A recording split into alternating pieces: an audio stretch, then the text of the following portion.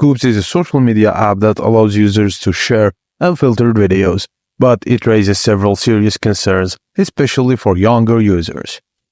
Videos on Scoopz are unmoderated and can range from violence and explicit language to nudity and drug use. Content is easily accessible without censorship, making it unsuitable for younger audience. But if you are a wild soul, you can download it and explore what's happening on there.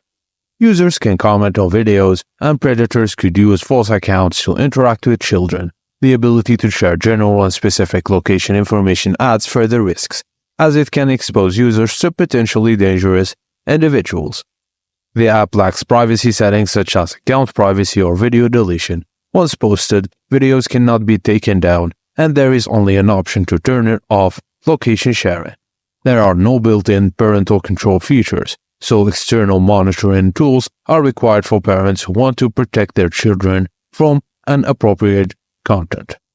Due to lack of safety features, the presence of explicit content, and the absence of parental control, Scoopz is not recommended for children or young users.